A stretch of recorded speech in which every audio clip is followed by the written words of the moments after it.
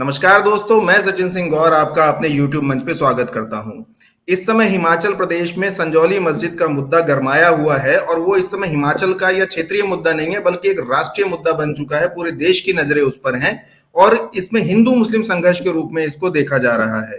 तो ये मुद्दा क्या है, क्यों भड़क रहा है, इसको समझने के लिए आज हमारे साथ हैं देवभूमि क्षत्रिय संगठन श्रवण मोर्चा के राष्ट्रीय संस्थापक अध्यक्ष रोमित सिंह ठाकुर जी, जो कि इस मुद्दे को लीड कर रहे हैं और मुख्य रूप से वही आगे हैं। तो उनसे समझते हैं ये मुद्दा क्या है। रोमित जी, आपका बहुत बहुत स्वागत है।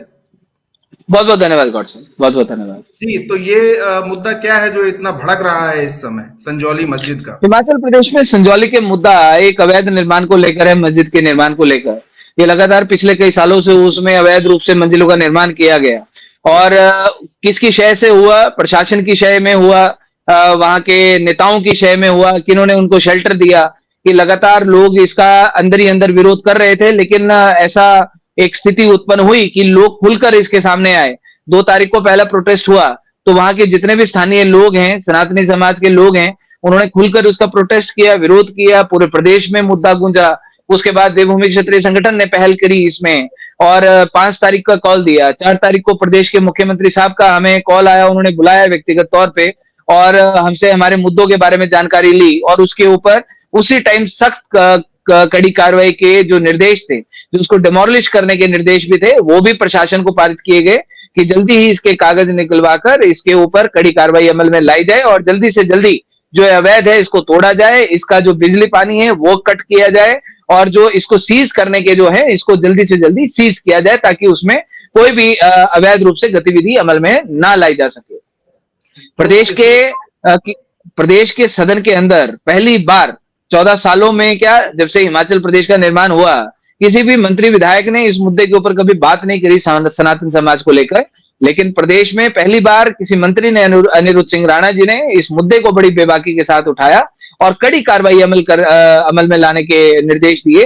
चाहे वो लव जिहाद को लेकर है, चाहे वो नाम बदल कर यहाँ पर लोग रहते हैं, दुकानें करते हैं, रेडियां फड़ियां लगाते हैं, तय बाजारी करते हैं या किसी भी प्रकार से यहाँ पर अवैध रूप से रह रहे हैं, उनकी जो उनके क्षेत्र से उनका क्रिमिनल रिकॉर्ड है उसकी पूरी जांच करवा के कि वहां पर कोई रेप करके ना आया हो, कोई बांग्लादेशी ना हो, पाकिस्तानी ना हो, कोई चोरी ठगी करके ना आया हो, कोई मर्डर करके ना आया हो, पूरा क्रिमिनल रिकॉर्ड चेक करवाया जाए। उसके बाद उसके ऊपर कार्रवाई अमल में लाई जाए।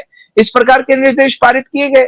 लेकिन और सबसे बड़ी बात इसमें यह है कि जहां पर 14 सालों में पहली बार प्रदेश सरकार ने 2 दिन के भीतर ही इसमें अपनी जो मालिकाना हक है वो पेश किया। वो उसका दावा किया कि ये जो वक्फ बोर्ड जिसके ऊपर अपना मालिकाना हक जता रहा है, ये जगह तो 1947 से ये हिमाचल प्रदेश सरकार का मालिकाना इसमें हक है। उससे पहले वो जो जगह थी वो राणा बहादुर सिंह कोटी रियासत यहाँ पर हुआ करती, अभी भी है, तो कोटी रियासत का उसके ऊपर मालिकाना हक था। उसके बाद वो अस्थाई सरकार के पास गई, फिर स्थायी सरकार के पास गई और जमाबंदी जो है 1945 1946 की वो मेरे पास है।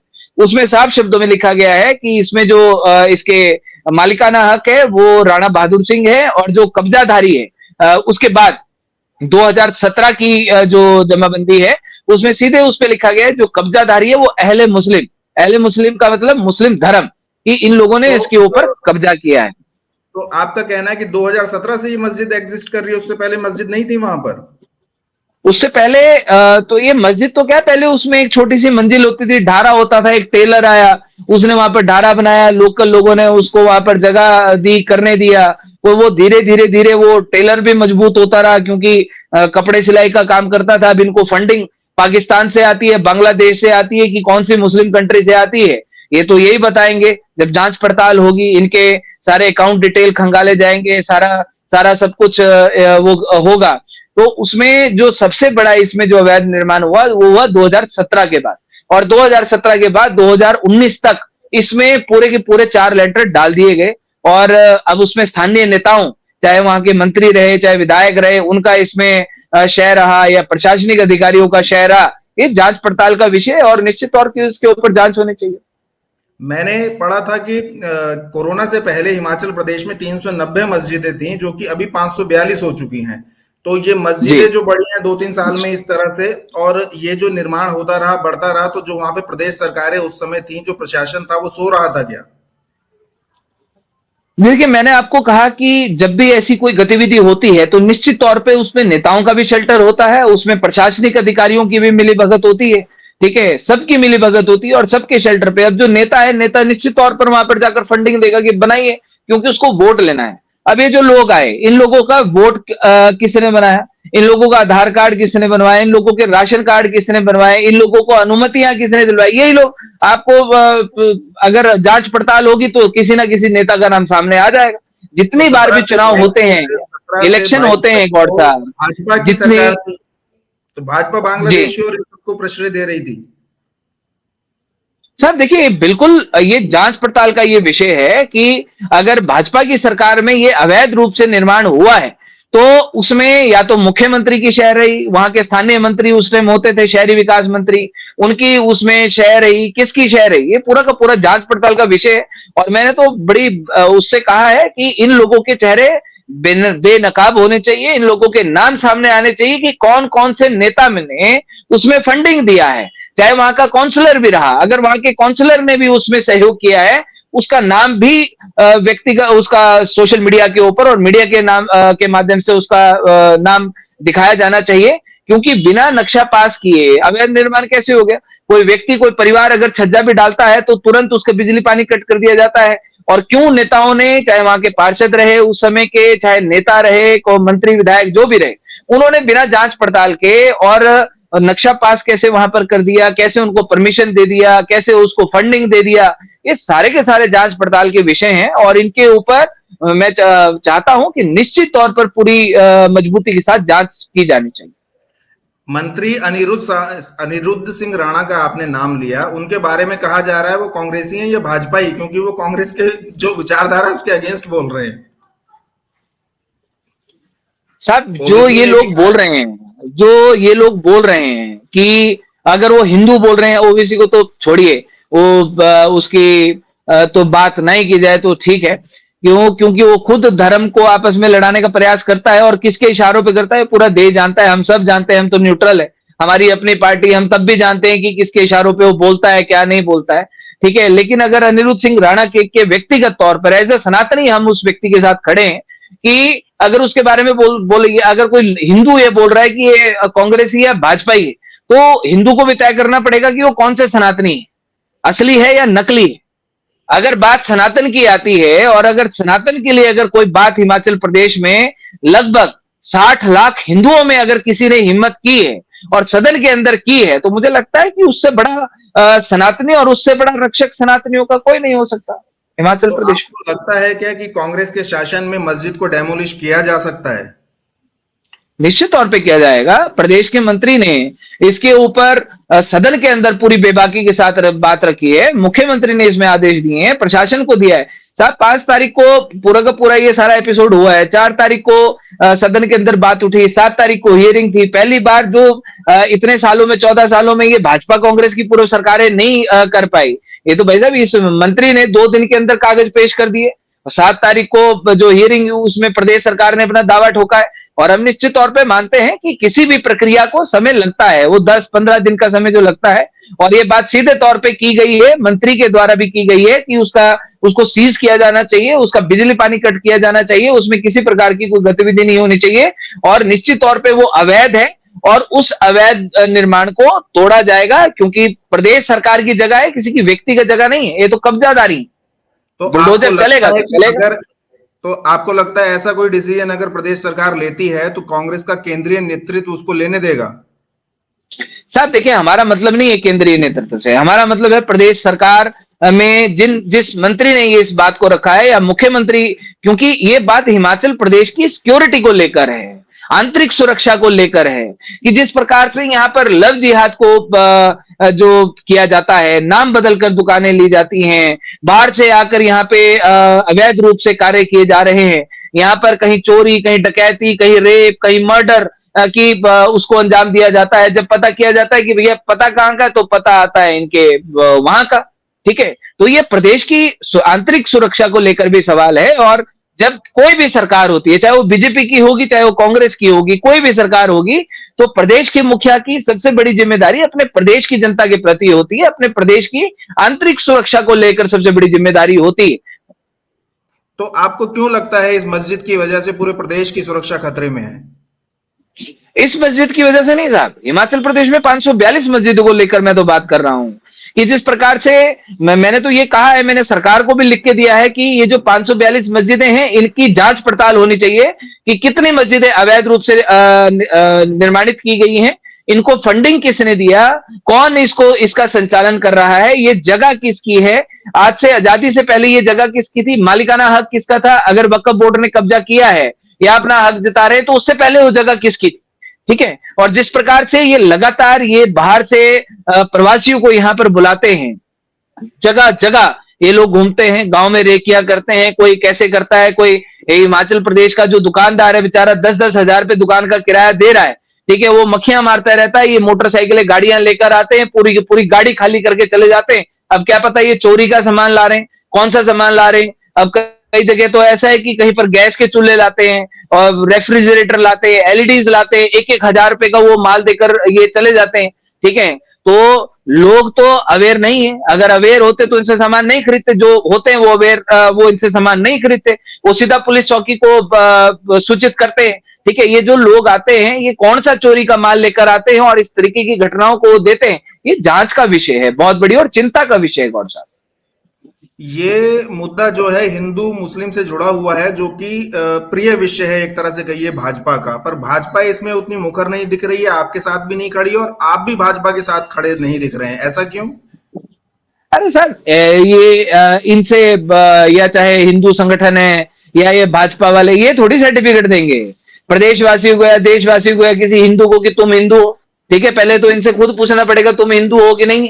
अगर ये हिंदू होते तो आज तक सनातन बोर्ड इन्होंने क्यों नहीं बनाया, अगर ये हिंदू होते लव जिहाद के खिलाफ इन्होंने कानून क्यों नहीं बनाया, अगर ये असल हिंदू होते तो हिमाचल प्रदेश में ये जो प्रवासी आते हैं, जो बात आज ये चिल्ला चिल्ला कर बोल रहे हैं, जब इनकी सरकारें थी तब इन्होंने कोई कदम क्यों नहीं उठाया।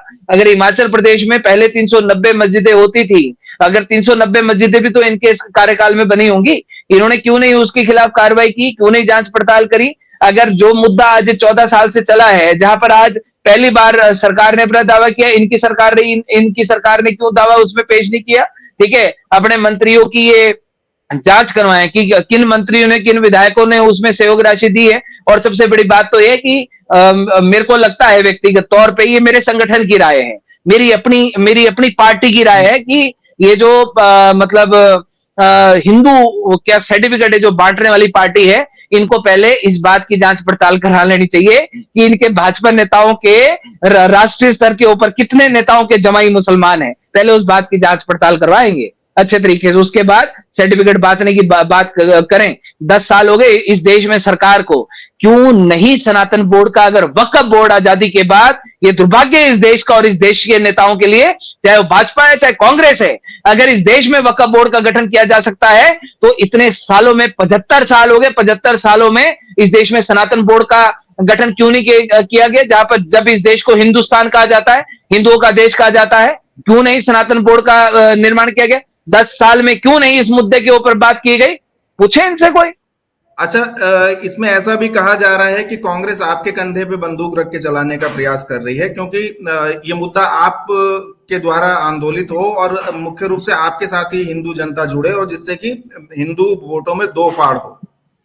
अरे सर देखिए, बात मेरे कंधे की नहीं है, बात तो सर मेरी पार्टी ने तो खुद 2027 में चुनाव लड़ना है, 2027 में चुनाव आएंगे, लेकिन सनातन के मुद्दे को लेकर हम अपनी पार्टी की विचारधारा से, हम स्वर्ण समाज की लड़ाई लड़ते हैं, हमारी पार्टी भी स्वर्ण समाज के अधिकारों की लड़ाई हिमाचल प्रदेश में लड़ती है और लगातार हम लोग उस चीज को लेकर चले। स्वर्ण आयोग का मुद्दा हिमाचल प्रदेश से उठा और गंभीर तरीके से उठा, लेकिन उस समय की जो भाजपा की सरकार थी, हमको दिया क्या, मुकदमे दिए, जेल दिए, 1 महीने जेल की सजा काट के आए, हमारे ऊपर 25-25 मुकदमे लगा दिए, हमारे लोगों की टांगे तोड़ दी थी इन्होंने, सिर फाड़ दिए थे, जगह जगह लाठीचार्ज किए, हमारे लोग घरों से निकलते थे, घर से उन लोगों को उनको पुलिस उनके घर के ऊपर बिठा दिए जाते थे। ये लोग बात करते हैं कि कंधे कुंधे की, हम एज अ सनातनी हम इसमें आगे खड़े हैं। बात अगर कंधे की आई तो 2027 में मेरी पार्टी ने खुद चुनाव लड़ना है और निश्चित तौर पर 68 सीटों के ऊपर, जितनी ज्यादा से ज्यादा सीटों के ऊपर होगा, हम चुनाव लड़ेंगे, अपने लोगों को टिकटें देंगे। ठीक है, वो और हमारी जो लड़ाई है साहब, हम तो दोनों को हमेशा से क्या बोलते, हमने हमेशा से दोनों को एक तराजू में तोला है, चाहे भाजपा हो चाहे कांग्रेस। दोनों को एक तराजू में तोला। हमारे लिए तो हमारी समाज की लड़ाई है और हमारे लिए दोनों एक थाली के चट्टे बट्टे। लेकिन आपकी भाषा जो है कांग्रेस के प्रति नरम दिख रही है और भाजपा के प्रति उग्र दिख रही है। नहीं साहब, ये आप देखिए, भाषा की बात नहीं, बात है सही और गलत की। बात है सही और गलत की, कि अगर हम सनातन के मुद्दे के ऊपर बात कर रहे हैं, अगर सनातन के मुद्दे के ऊपर किसी व्यक्ति ने बात की है, तो क्या उसको अकेला छोड़ दें? अगर उसको हम अकेला छोड़ दें सर, फिर सनातन की बात हमने करनी क्यों? ठीक है, फिर अपनी अपनी डफली, अपना अपना राग हम लोग करते रहेंगे। और अगर इस प्रकार से, अगर हम सच्चा सनातनी होने के नाते अगर हम लोग ये व्यवहार करते हैं साहब, कल को कौन हिम्मत करेगा? कौन सदन के जी। अंदर बात करेगा? आप कर लो, लाखों हजारों लोग सड़कों के ऊपर इकट्ठे कर लो, वहां पे जिंदाबाद मुर्दाबाद। ठीक है, बाद में फिर डीसी को बुला के, एसपी को लेके, उससे वो आश्वासन लेके चल जाओ घर को वापस। लेकिन ये काम अगर सरकार के माध्यम से, सदन के माध्यम से होना है, और जो व्यक्ति इसमें अपनी आवाज को प्रखर करता है साहब, ये हम लोगों का एज ए सनातनी साहब, एज ए आप राजपूत बोलो, हमारा कर्तव्य है हम सही के साथ खड़े और पूरी ताकत के साथ खड़े, पूरी ताकत के साथ। तो एक बार अपनी पार्टी के बारे में ही बता दीजिए, उसकी विचारधारा और क्या क्या करते हैं और क्या आपका उद्देश्य है। जी देखिए, राष्ट्रीय देवभूमि पार्टी का गठन हुआ हिमाचल प्रदेश में 2021 में। हमारी लड़ाई लगातार चली थी स्वर्ण आयोग के लिए हिमाचल प्रदेश में, और हमने एक के बाद एक बैक टू बैक आंदोलन हम लोगों ने इस हिमाचल प्रदेश में किए। वर्तमान सरकार के समक्ष बात रखी, हमने जगह जगह हम उनसे मिलने गए, लेकिन जितनी बार गए उतनी बार हमको मुकदमे मिले। मुख्यमंत्री कभी निकल कर मिलने हमसे बाहर नहीं आए कि यार भाजपा के मेरे टाइम में। प्रदेश की जनता, भाजपा की सरकार की, कि मेरे प्रदेश की जनता मुझसे मिलने आई है, युवा परेशान है, ठीक है, अपनी कोई बात रखना चाहते हैं, ठीक है, सर झुका के हमसे बात की जाती थी, कभी आंखों में आंखें डालकर हमसे बात नहीं की जाती थी। हम जितनी बार हमारे लोग घरों से निकलते थे, उनको घर में ही कैद कर लिया जाता था, उनके ऊपर मुकदमे बना लिए जाते थे। हम अगर आंदोलन की बात करते थे, हमारे लोगों के ऊपर, लड़कों के ऊपर लाठीचार्ज कर दिया जाता था। धर्मशाला इस हिमाचल प्रदेश का आज तक का सबसे बड़ा आंदोलन है, जहां पर देवभूमि क्षत्रिय संगठन स्वर्ण मोर्चा की आवाज पर लगभग 1.5 से 2 लाख एकत्रित हुए। प्रदेश के मुख्यमंत्री, उस वर्तमान मुख्यमंत्री थे वो, उन्होंने बाहर निकलकर सबके सामने वादा किया, भैया 3 महीने के अंदर मैं स्वर्ण आयोग का गठन करता हूं, मैं वादा करता हूं, मुख्यमंत्री की जुबान है। 3 महीने साहब हमने इंतजार किया, 3 महीने इंतजार किया हमने। और 3 महीने इंतजार करने के बाद जब ये सेशन आया, सेशन में पहले 22 फरवरी को एक कागज निकाल दिया गया कि स्वर्ण आयोग का ये जो प्रारूप होता है वो ऐसा होता है। वो प्रारूप तो हम ऑलरेडी दे चुके थे। तो जब हमने प्रदेश की सरकार को, इनके भाजपा के नेताओं, मंत्रियों, नेताओं को हमने बोला कि किसी भी एक नेता को आगे कर दो जो मीडिया के सामने स्टेटमेंट दे कि भैया हमारी सरकार ने स्वर्ण आयोग बनाया, कोई नेता इनका निकलकर सामने नहीं आया। हमने बोला क्यों धोखा कर रहे हो हमारे साथ? जी। जब उसके बाद फिर हमने 16 मार्च को हमने आंदोलन किया, हमने कॉल दिया, 16 मार्च को हमारे ऊपर 2022। लाठीचार्ज किया गया। 2022 में हमारी औरतों को लाठियां मार मार कर भगाया गया साहब, लाठियां मार मार कर भगाया गया, बसों से उतारकर, गाड़ियों से उतार कर हमारे लड़कों के ऊपर लाठीचार्ज किया गया, उनके सर तक फोड़ दिए गए। ये जो अब के पूर्व मुख्यमंत्री हैं और उस समय के वर्तमान जयराम ठाकुर मुख्यमंत्री, जी। इनकी सरकार, हाँ जयराम ठाकुर जी, इनकी सरकार का एक आदमी, एक नेता, एक मंत्री नहीं बोला कि आपने, ये राजपूत समाज सड़कों पर उतरा है, ब्राह्मण समाज सड़कों पर उतरा है, वैश्य समाज अपने अधिकारों को लेकर सड़कों के ऊपर उतरा है, आपने जो वादा किया था, आपसे वादे के बारे में पूछने के लिए आया है साहब। हमको बदले में क्या मिला? 1 महीने की जेल मिली मुझे, 1 महीने की जेल मिली, लगभग 25 मुकदमे मेरे ऊपर लगाए गए। ये लोग बात करते हैं, इन लोगों से तो उसके बाद राष्ट्रीय देवभूमि पार्टी का गठन किया गया कि भाई आंदोलन जो है वो किसी भी उसका जो रिजल्ट है वो नहीं मिलेगा, क्योंकि सड़कों के ऊपर जिंदाबाद मुर्दाबाद करते रहेंगे। इनके अंदर 68 विधायकों के उस टाइम किसी के अंदर दम नहीं था जो सदन के अंदर स्वर्ण आयोग के बारे में पक्ष में बात कर सके। उस समय भी विक्रमादित्य सिंह ने उस समय पर स्वर्ण आयोग के बारे में आवाज उठाई थी, किसी ने आवाज नहीं उठाई, किसी ने आवाज नहीं उठाई साहब। फिर हमने तो पार्टी का गठन किया, स्वर्ण समाज के अधिकारों को लेकर हमने इस हिमाचल प्रदेश में लड़ाई शुरू करी। 2022 का चुनाव लड़ा, अभी 2024 लोकसभा चुनाव लड़ा, लड़ा था अब आपने? 2000 लड़ा, मेरी पार्टी ने लड़ा, हमने कैंडिडेट थी। 2025 में पंचायतों का चुनाव लड़ेंगे, 2027 में विधानसभा का चुनाव लड़ेंगे, अपने अधिकारों को लेकर चुनाव लड़ेंगे।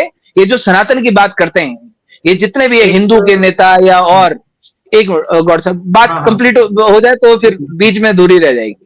ठीक है, हमने ये कहा, हमने स्वर्ण समाज के अधिकारों के साथ भी बात की कि अगर हिंदुत्व में, सनातन में अगर चारों वर्ण एक बराबर है, चारों वर्ण एक समान है, ठीक है, तो अधिकारों के नाम पर, नीतियों योजनाओं के साथ के नाम पर हमारे साथ धोखा क्यों किया जाता है? क्यों हम लोगों को अछूत बना दिया जाता है? क्यों हमारे बच्चों को सड़कों के ऊपर मरने के लिए छोड़ दिया जाता है? हमने सनातन में समानता का मुद्दा इस हिमाचल प्रदेश में उठाया, और उस चीज को लेकर कि जब सनातन में चारों वर्ण बराबर हैं, तो अधिकारों में भी समानता का अधिकार हम लोगों को मिलना चाहिए। और वो लड़ाई राष्ट्रीय देवभूमि पार्टी पूरी ताकत के साथ इस हिमाचल प्रदेश में लड़ रही है, और वो लड़ाई हमारी भाजपा के खिलाफ भी है, और वो लड़ाई हमारी कांग्रेस के खिलाफ भी है। जी, तो एक बार हिमाचल की डेमोग्राफी हमको समझा दीजिए, क्योंकि उसकी बहुत भ्रामक से आंकड़े उपलब्ध हैं कि मतलब कितनी जनसंख्या किसकी है, मतलब ब्राह्मणों की कितनी जनसंख्या है, राजपूतों की कितनी है, और क्या डेमोग्राफी है? हिमाचल प्रदेश में आप मान के चलिए 38% यहाँ पर राजपूत समाज है, और 18.5% यहाँ पर ब्राह्मण है, और इसके बाद लगभग 15% यहाँ पर क्या बोलते हैं, जो अनुसूचित जाति समाज है वो है। तो मैक्सिमम जो 67% यहाँ पर जो पॉपुलेशन है वो ये जो हमारे मुगल राजपूत समाज। ब्राह्मण जो है, हाँ, उन लोगों की पॉपुलेशन यहाँ पर सबसे ज्यादा। और मुस्लिम जनसंख्या कितनी है? मुस्लिम 4-5%, 5%। ओके। तो कुल मिलाकर के बहुत अच्छा रहा आपके साथ डिस्कशन, और आपने इस मुद्दे को बहुत अच्छे से समझाया है। मैं चाहूंगा कि आप अपने समर्थकों से, अपने पार्टी के लोगों से कहें कि हमारे चैनल को सब्सक्राइब करें, और बहुत बहुत जरूर धन्यवाद जरूर आपका। बहुत साहब, बहुत बहुत धन्यवाद।